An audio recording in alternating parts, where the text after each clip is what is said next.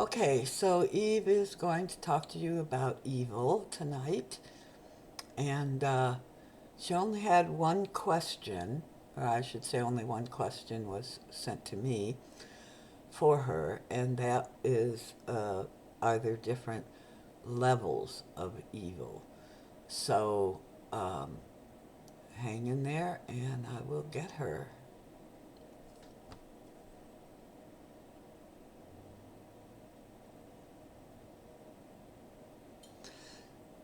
Yes, we are eager to speak with you this evening. The topic is evil or the concept of evil. And we will say to you that there is no such thing as evil and there is no such thing as love. Now, we can feel some of you clenching and going, what, this is heresy or whatever word you term to use. You look around and you say, oh, there is evil everywhere. We see evil everywhere. And love is not the universe based in love. Are we not creatures that were created due to love? And we say to you, no, this is not exactly the truth. Now, we know that many such as us speak about things like love and evil in terms of um, not being good for your growth, events that are not good for your growth. And we will speak about that later. We will address that a bit later. But we say to you now that the universe, in and of itself, you see, is indifferent. That would be perhaps a good word. It doesn't place value judgments on any kind of action or any type of consciousness. It just exists, you see. And when you talk about things like love and evil and goodness and wrong and bad and on and on, these things are your own constructs. You have placed these definitions upon actions and thoughts. And you can see that other living creatures do not do this.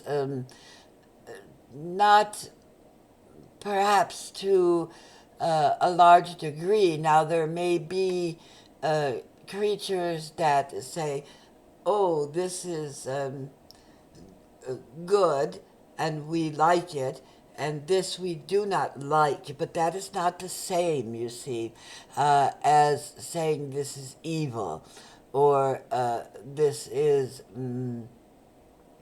higher to God. That is not the case. Only humans, well, that's not exactly true either, because there are other consciousnesses that do this. Humans are not the only one, but we are speaking to humans on Earth today. If you happen to have friends or relatives that are of a different species and you wish to share this information with them, feel free. However, as we have said many times before, it is your perception of events that determines whether you think an event is good or bad or evil or loving. It is not the event in and of itself. So, the one question that was sent to this one was, are there levels of evil?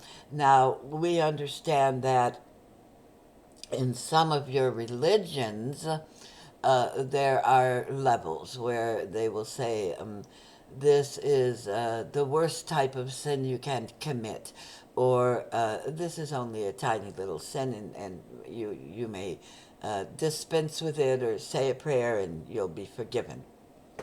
But again, we say those are human concepts, and you determine how you're going to view them and how you're going to perceive them.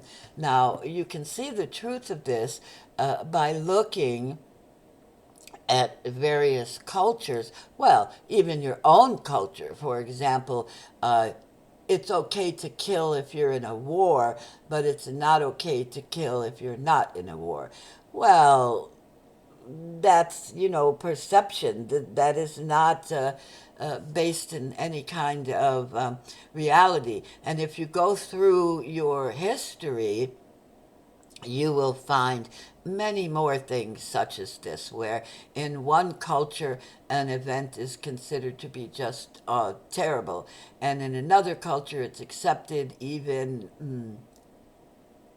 considered heroic. For example, you will see that these kinds of perceptions, these kinds of divisions, vary, as does everything within your race. They vary from culture to culture, from year to year, from race to race, so to speak. This is another term we find inaccurate. There is not, in reality, a variety of races, just as there is not, in reality, um, a variety of consciousnesses. Well, there are, in the sense that a consciousness differs among um, different species, but then again, it also differs among different people. Uh, Consciousness is, and when we speak of things like love, what you're really speaking about is consciousness. And we have told you before, there is no place where there is not some form of consciousness. Consciousness is what creation is. Now we will say that again. Consciousness is what creation is, you see? So when you speak about things like God and goodness and love, etc., what you are really talking about is consciousness, which just exists. It exists on its own. And again, if you want to, you can divide it into levels, but this is very arbitrary. In terms of the universe itself, that doesn't happen, and nothing is judged as good or bad or evil. It is just exists. It just exists. Now, what is the purpose of existence? And what is actually meant by this question is, what is the purpose of the human existence? Why are we here on earth living through this physical body, having these experiences, yearning for meaning? The purpose of your being here, first of all, will differ slightly from one person to another. As you all know, each of you have different reasons for incarnating, if we may use that term. But overall, your purpose is to create, to manipulate, to learn to use energy, to have experiences, to add to all that is. Every experience you have, every thought you have, every interaction you have adds to the universe, you see. And since there is no judgment placed upon your actions, it doesn't matter in terms of the great whole that is consciousness, what these actions are. Now, you as a species will take umbrage at this. You will say, well, of course it matters. I mean, there are such things as war and killing and rape and murder and child abuse and all these different things. Surely these are evil. No, they are not evil. You perceive them as evil. You create them as evil. And if there are divisions of evil, where some are worse than others, you create those as well. You pass a judgment on these things. But you see, the purpose to explore physical reality, the purpose to learn to manipulate energy, uh, these things cover such a wide range of experience that if you did not have many of them, if you said, okay, we will create a world in which there is no killing, well, in theory, that sounds lovely, but in reality, it is pointless. Now, we are talking about humans killing humans. You also have to look at humans killing animals, animals killing other animals, which is done only for food. Um, well, there have been times, there have been rare occasions when animals have been exploring killing or mayhem for other reasons or due to other circumstances. And frequently, a lot of what you consider to be evil or bad, you will explain away. You will say, well, this is because the parents did this or that, or this is because the animal was mistreated, or this is because whatever. You know, you can put all kinds of different definitions into it, and you have done that. You do it now, and you have done it in the past, and you will continue to do it in the future. You see, the idea that humanity is going to rise into some kind of higher consciousness.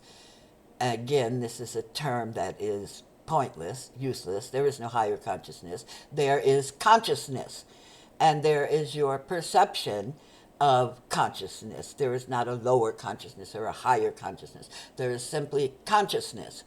And it would be in your benefit to understand this before you make your transition. Now, we have said before that you continue to learn after your transition, that learning and knowledge doesn't stop, and this is true. But there is a great difference in the way you learn and what you learn and in your manipulations of energy. Now, let us go back for a moment to the idea of evil. And of us, as we say, when you look at an animal who is pounced upon another animal for food, you don't say this is evil. You say this is nature. This is the way it works. But if you see an animal that you consider to be vicious, that bites people for apparently no reason, you might say, oh, this is an evil animal and it should be put down. But the other side of that is, well, it must have been taught that, you know, it must have been taught to be that way because when it was born, certainly it wasn't evil in that way. So we will blame the humans, we will blame the circumstances, but we will not blame the animal. Still, because it is vicious, we will have to put it down. So do you see the paradox in that? There is not good reason for those decisions. Some will say, well, we can rehabilitate the animal. Well, what does that mean? It means you want to make the animal behave the way you want it to behave. So it is manipulation. Now, is manipulation evil? Well, it can be if you define evil in certain ways. For example, Uh, there are those you would call serial killers, for example. And some of them have manipulated others so that they come under their thumb, so to speak. And again, depending on how you look at it, this can be something that is considered evil, or it can be considered a mental illness, or it can be, there's so many different ways that you define this sort of thing. So we say, well, yes, there are different types of evil according to your perceptions, according to the society you live in, according to the culture, according to your belief systems. But in the great scheme of things, no, there is no evil. The same applies to love. And I understand, we understand that this is distasteful to many of you because you wish to say, oh, everything is love, everything is love.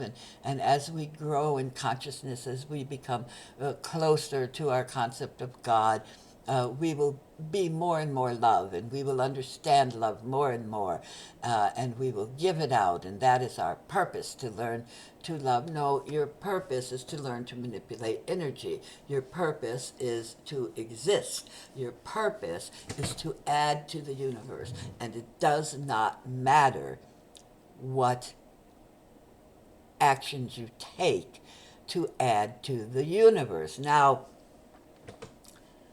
we understand that for many of you, this is not acceptable. You don't want that kind of answer. But we will not lie to you. We will not cover the truth with banalities. We will not give you what you want simply because you want it. We are here to tell you the truth. And you may accept that truth or you may deny that truth. And that is up to you. It's up to you and your perceptions and your purpose and your growth and where you are in your development.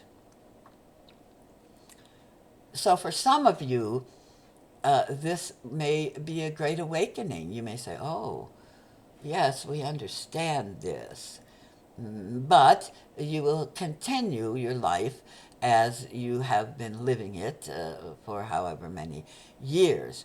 And you will continue your communications with all your other selves and all the other consciousnesses because this is all part of your growth. Now, we would like to take a moment to define that as well, because growth does not necessarily mean you are coming to a particular goal.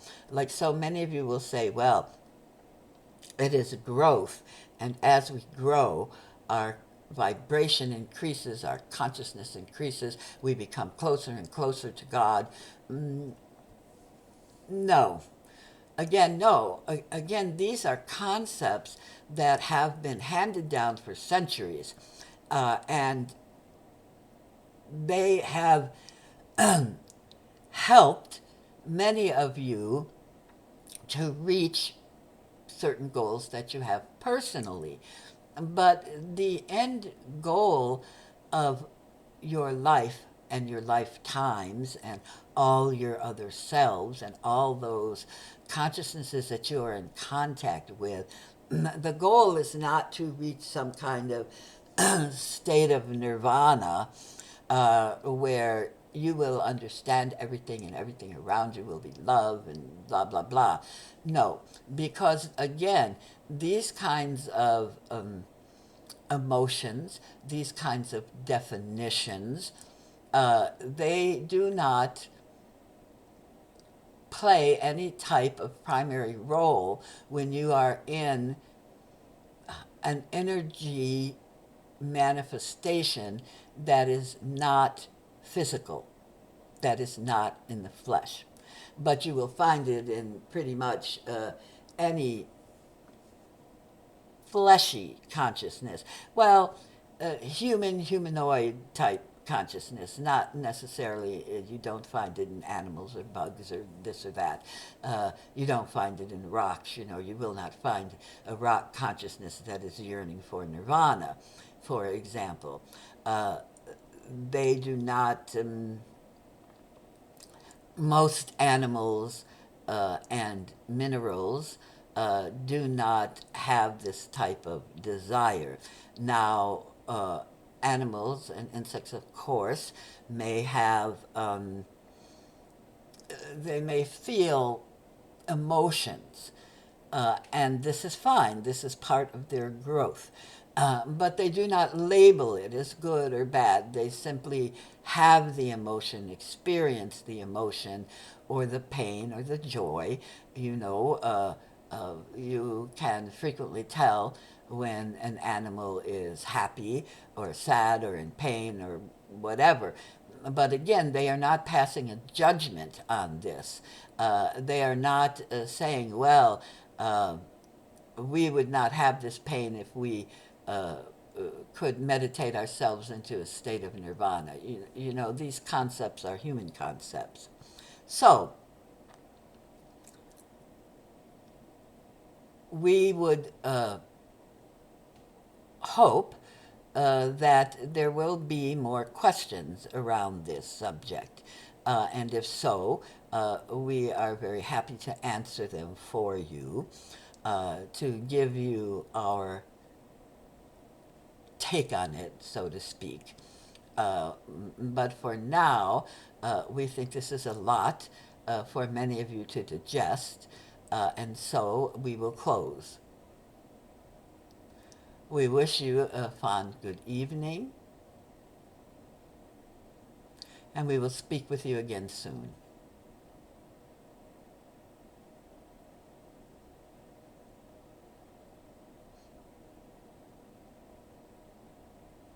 Okay, I guess that's it.